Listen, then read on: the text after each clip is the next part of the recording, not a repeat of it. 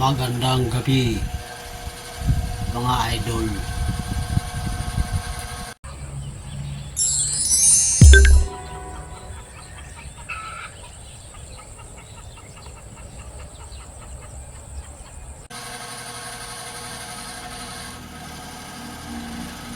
Sabi nila,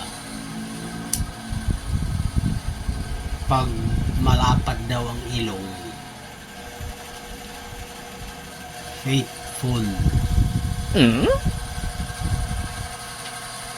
Naniniwala ba kayo dun, mga idol? Parang totoo. Totoo yun. Kasi faithful ako. Ngayon, malalaki na yung mga anak ko. Mga dalaga na. Puro babae kasi yung mga anak ko, mga idol. Faithful talaga ako. Faithful ako kasi malapad ang ilong ko. Karamihan naman kasi mga idol sa mga natutukso. Hindi ko alam kung natutukso o sadyang gawain lang. Kasi mga pugi, pag sinabing pugi, matangos daw ang ilong. Pugi. Yun ang mga tuksuhin, mga idol.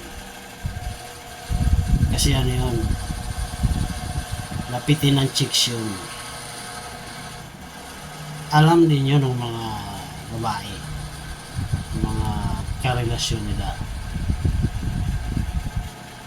Kaya karamihan ng mga babae na ang kasintahan o asawa ay pugi, silosa din yung babae, mga idol. Nakasisilos niya dahil pugi yung kanyang asawa, sobra kong magsilos. Dahil hindi niya alam na yung kanyang asawa ay pugi,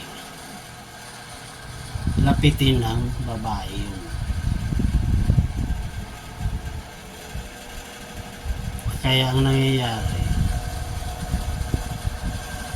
sabi ko sa inyo, pag pugi, tuksuhin yan. Madaling matukso. Kaya resulta, kumakaliwa, mga idol. Lumiliko sa kaliwa. Nag-iiba ng daan, mga idol. Yun. Kahit naman din sa babae, pag maganda ang babae, halimbawa ang asawa mo ay maganda, sexy, maraming tumititig dyan, mga idol. Marami. Kaya mas maganda kung ang babae ay maganda, ay maghanap na lang sila ng malapad. Kagaya nito, yan. Yan. Malapad. Sulong-sulo niya lang yan. Walang maiigan yung chick dyan. Pag malapad ang ilong ng mga kasintahan ng lalaki. Sulong-sulo mo yan. Faithful. Naniniwala ka doon. Kasi kapag ang lalaki ay medyo hindi naman maganda ang lalaki, kagaya ko ay malapad ang ilaw, faithful yan. Lalo na kung ang kanyang kasintahan o kanyang asawa ay maganda, sexy. Faithful talaga yan. Kasi takot yan na mapalitan. Malapad nga ang ilong yan. Kaya mabait yan, honest. Takot yan maiwanan eh. Palitan ng pogi. Yun. Kaya kung ako sa mga babae yan, hanapin nyo yung malalapad ang ilong. Dahil yan ay sinisiguro ko sa inyo, faithful yan, honest, masunurin yan.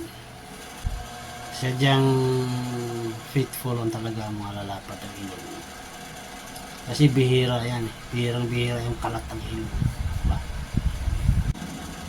Meron sabi ng isang kaya daw ganun yun dahil sa klima. Sabi ng isang vlogger na dahil doon yun sa klima, kaya maraming malalapad ang ilong. Dapat daw maliit lang yung butas ng ilong ng mga malalapad kasi mainit nga araw dito. So pag mas mainit, kunti lang yung nasisinghot niyang init kasi malapad yung ilong niya, maliit ang butas. Ganun daw yun. Doon naman ako hindi naniniwala. Doon na sa Saudi Arabia 20 years ako doon, matindi ang init doon. Ang tatangos ng ilong mga tao doon. Di ba? Yan.